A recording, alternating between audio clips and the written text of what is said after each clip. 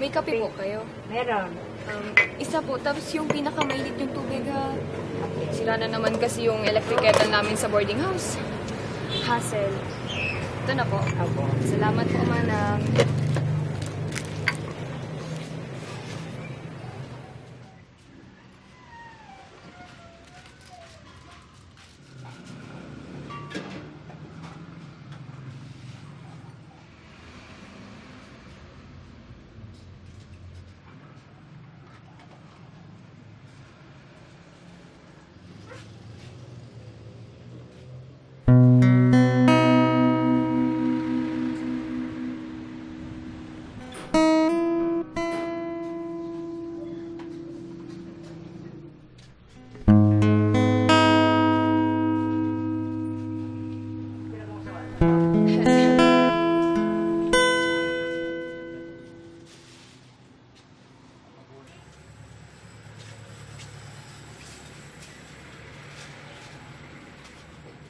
Nakakaloka, grabe. Kung andun ka lang talaga, Dada, naku, maiinis ka rin talaga. Grabe mang deadma yung lalaki dun sa karinderya. Kala mo kung sinong pogi. Di ba, normal lang naman na pansinin mo yung mga tao dun sa paligid mo? Nasaan yung etiquette at proper decorum dun? Ay, naku, nakakabastos talaga. Bukas makikita niyang lalaking yan.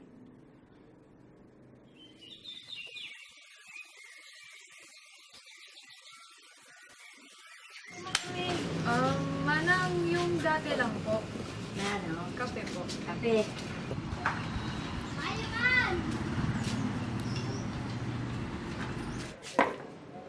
Hoy, ikaw. Uy! Ba't ang isnabero mo? Kung maka-dead, makakakala mo kung sinong pogi. Ano, artista level kaya super dead ma? Kahit simpleng tango lang, o di kaya ngiti, o di kaya good morning. For your information, natural lang kaya na bumati sa mga tao sa paligid mo. Hindi ba yan tinuro sa inyo sa elementary?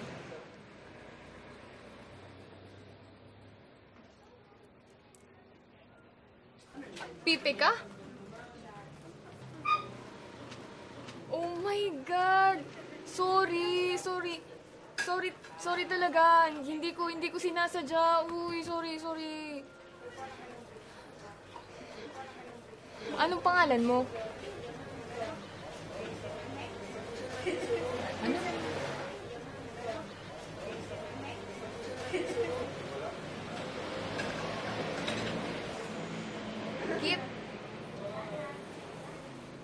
Kit, ako nga pala si Abby. Ako na lang magbabayad ng kape mo ha. Sorry talaga. Hindi ko sinasadya. Ang tanga-tanga ko talaga minsan. So, Kit, dito ka ba nakatira? Oo, nagbo-board ako. Pero dati nakatira ako sa Santa Cruz. Palay ka ba dito sa karinderya?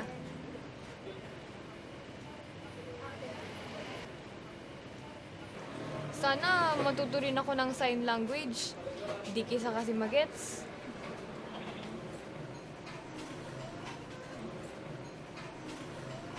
Tuturuan mo ako? Talaga? Dada! Ang tanga-tanga ko. Sinigawan ko si Kit kanina.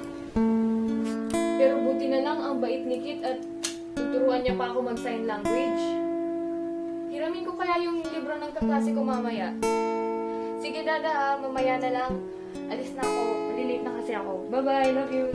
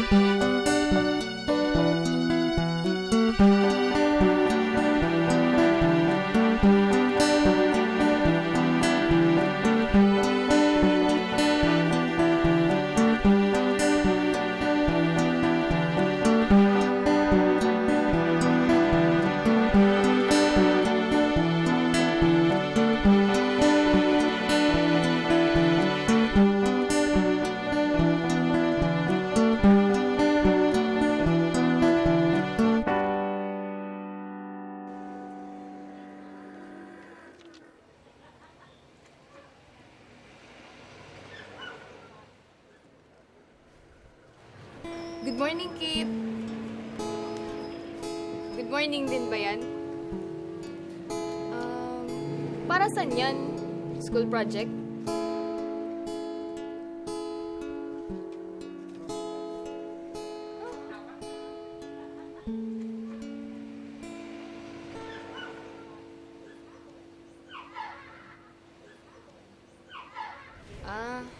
Para sa Peña Francia.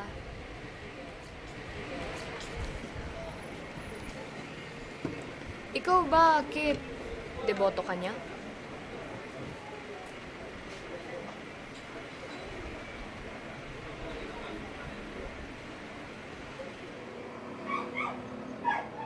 Ha?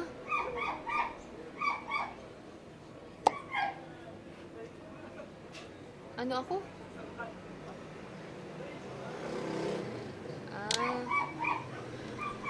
Matagal-tagal na rin hindi.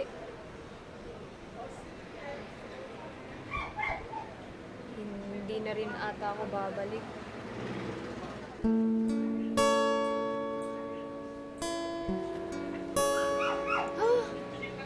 Di na naman kita maintindihan. Libro, may ibibigay ka sa akin bukas.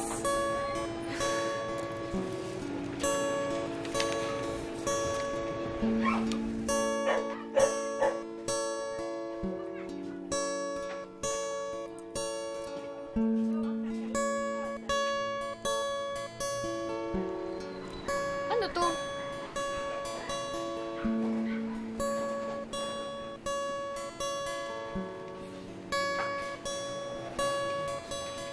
So, plano mo akong baguhin gamit ang prayer book?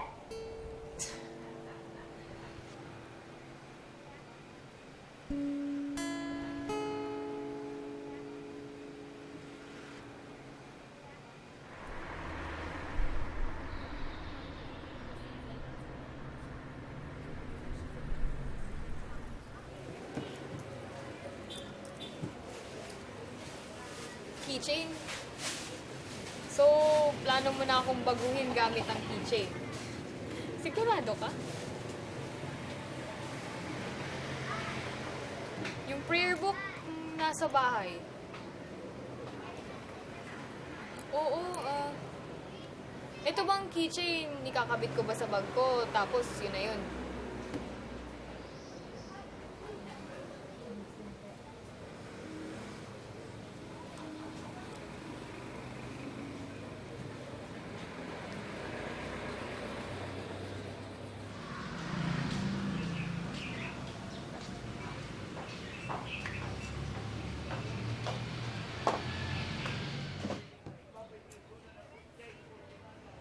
Ano, don't tell me sapatos naman this time para susundan niya kung saan man ako pupunta.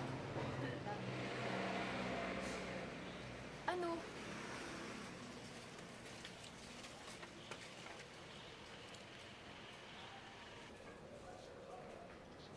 Ang baduy mo.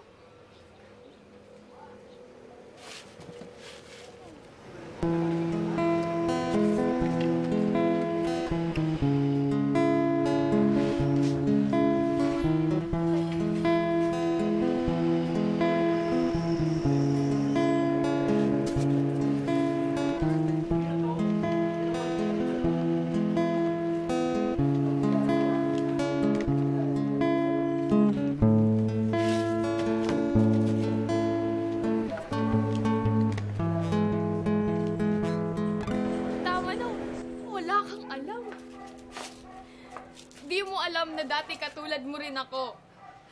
Sobra-sobra yung paniniwala ko kay ina. Pero ano, kinuha niya yung tatay ko. Kinuha niya yung pinakamalaking deboto niya. At alam mo ba kung yung mas masakit? Namatay siyang nagbuboya para lang kay ina. Ngayon, sabihin mo sa akin na maniwala ulit. Sabihin mo sa akin na bumalik sa kanya pagkatapos niyang kunin ang buhay ng tatay ko. Kalukuhan.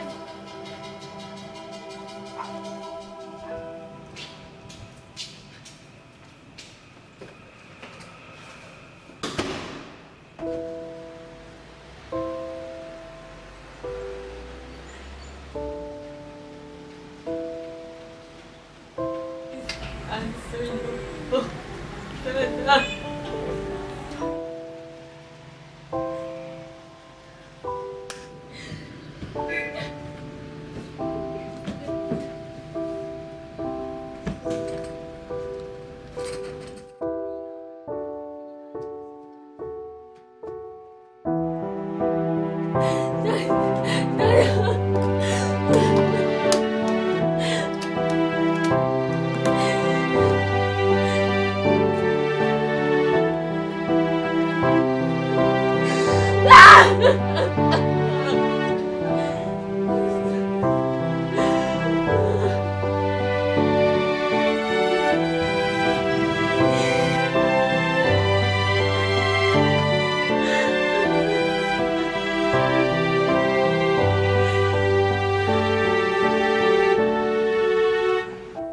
Alam mo anak, kahit malaman ko man na yung araw na yun na ang magiging huli ko, itutuloy ko pa rin ang lakad ko.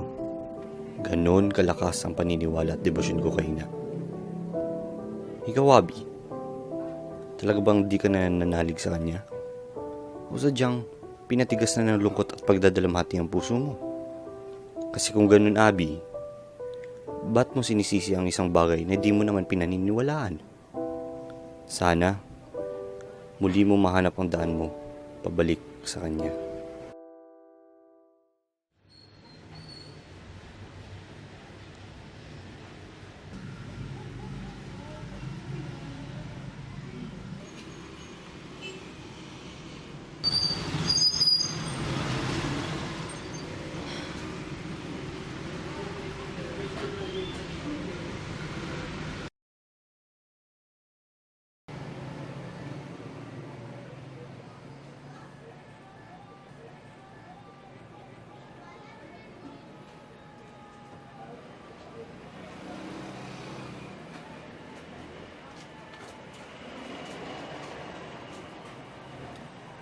Hoy, ikaw. Ba't ang lungkot mo ah?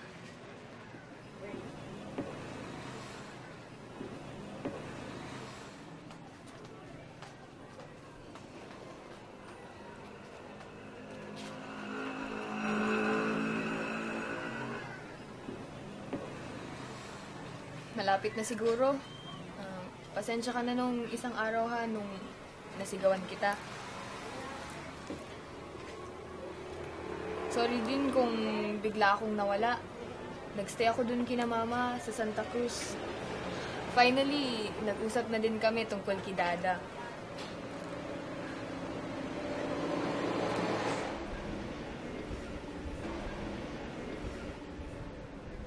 Alam mo, masyado akong nagpadala sa lungkot at galit. Kaya dahil dun, nakalimutan ko yung pinaniniwalaan ko. Ang saya ko, Kit. Nakausap ko ulit yung tatay ko makalipas ng ilang taon. Siguro, oras na din para i-let go ko to. Cellphone to ng tatay ko. Tinatawagan ko pa rin to hanggang ngayon. Sa kanya ako kinikwento lahat. Ikaw nga kilala ka na niya. Sa pagtapon ko ng cellphone na to, pinapalaya ko na lahat ng sakit at puot na nakatago dito. At Kit,